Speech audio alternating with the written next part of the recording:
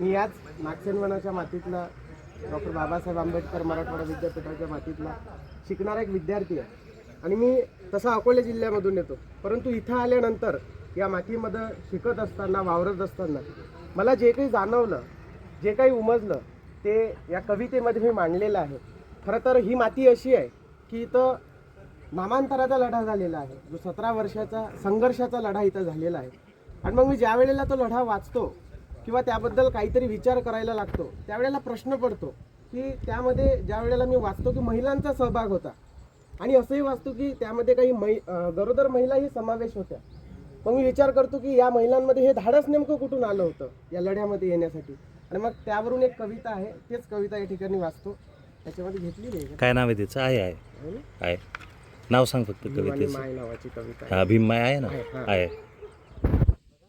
माझा जन्म तसा उद्ध्वस्त झालेल्या झोपडीतला, मी मायच्या पोटात होतो माय नामांतराच्या लढ्यात.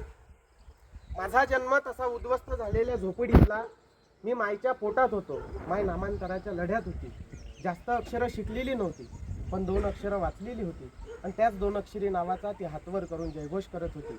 माय गरोदर असतानाही इथल्या व्यवस्थेशी मांडत होती.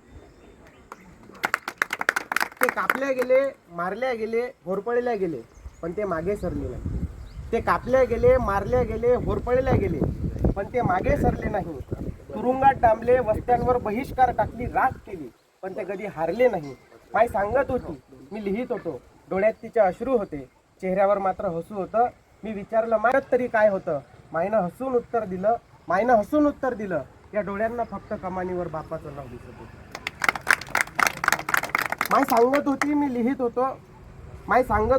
लिहित होतो आणि मी विचारलं, माय एवढी ताकद, एवढं मोठं धाडस आणि एवढा मोठा निडरपणा तुझ्यात नेमका आला तरी कुठून होता.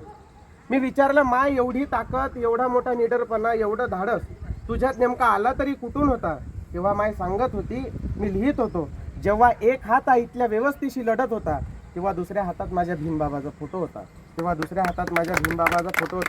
म्हणून जेव्हा मी हा रक्तरंजित संघर्ष वाचतो, तेव्हा फोटोमध्येही भीम मला जिवंत दिसतो. धन्यवाद. सरांना गिफ्ट दे. सर या तुम्ही समोर. फोटो घे.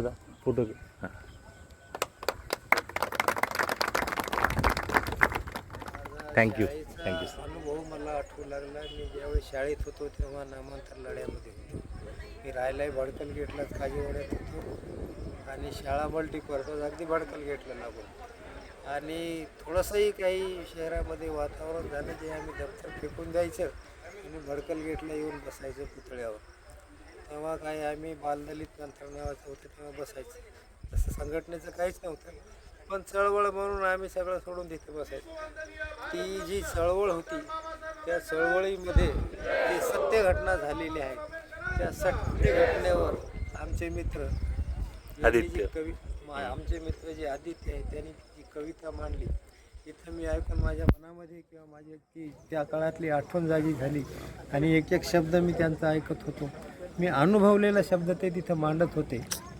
असं वाटत होतं की यांनी स्वतःच तिथं अनुभवलेले, मी अनुभवलेली ही सत्य घटना माझ्या डोळ्यांनी पाहिलेली आहे. त्याच्यामुळं मला या कवितेबद्दल आणि आमच्या आदित्य मित्राबद्दल मनापासून खूप असा आनंद वाटला की खरंच त्यानेच अनुभवलेली कविता ही आम्हीसुद्धा अनुभवलेली, आम्ही पाहिलेली आहे. सर